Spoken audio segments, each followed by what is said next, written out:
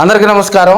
ఆగస్టులో మున్సిపాలిటీ ఎన్నికలు జరుగుతున్న వేళ, మున్సిపాలిటీ ఎన్నికలకు ప్రభుత్వం సిద్ధమవుతున్న వేళ ఒంగోలు మున్సిపల్ ఎన్నికలు, ఒంగోలు నగరపాలక సంస్థ కానీ దానికి సంబంధించినటువంటి ఎన్నికల్లో ఏ పార్టీకి సంబంధించి మరి ఆశావాహులు ఎదురు చూస్తున్నారనేది కూడా అర్థం కాని పరిస్థితులు ఉన్నాయని మనం చెప్పుకోవచ్చు.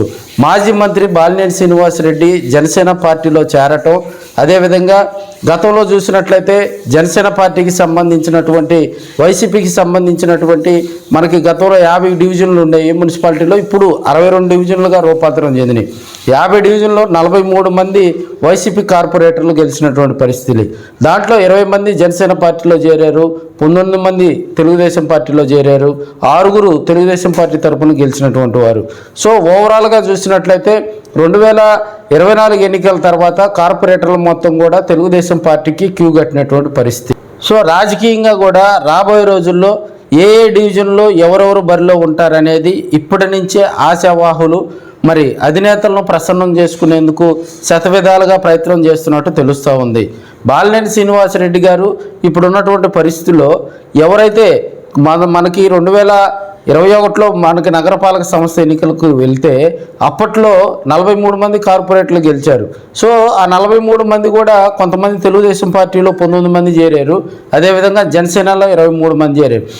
ఈ 43 మంది మీద ఓడిపోయినటువంటి తెలుగుదేశం పార్టీ నాయకులు, కార్యకర్తలు ప్రస్తుతం డివిజన్ అధ్యక్షులుగా కూడా మరి తెలుగుదేశం పార్టీలో ఉన్నారు కదా.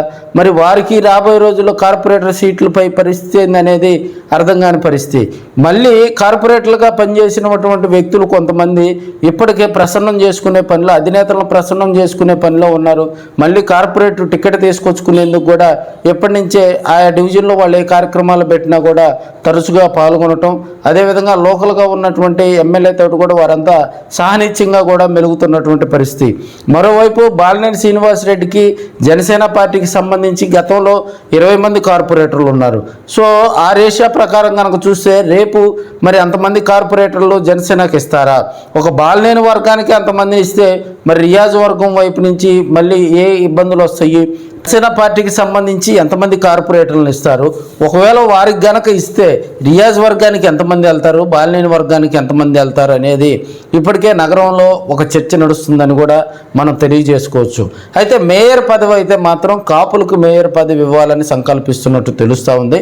అయితే దీనికి సంబంధించి వలస పక్షులు ఇప్పటికే మరి మేయర్ పదవిపై కూడా ఖర్చీపులు వేసే కార్యక్రమాలు చేస్తున్నారని మనం తెలియజేసుకోవచ్చు. ఎందుకంటే ఇప్పుడున్నటువంటి పరిస్థితుల్లో 2024 ఎన్నికల్లో కాపులు ఎంత బలంగా కూడా ఎన్నికల్లో చక్రం తిప్పారనేది అందరికీ తెలిసినటువంటి విషయం. సో ఒంగోలు మేయర్ పదవి తొలిసారిగా కూడా ఈసారి జనరల్ కేటగిరీలోకి వస్తుంది.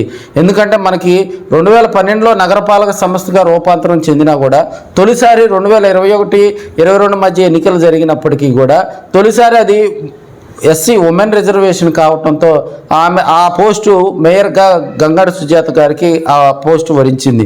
సో ఇప్పుడు ఉన్నటువంటి పరిస్థితుల్లో ఓసీ రిజర్వేషన్ కింద కూడా ఓపెన్ కేటగిరీలోకి ఈసారి మేయర్ పదవి వెళ్తుందని అందరూ కూడా సంకల్పిస్తూ ఉన్నారు.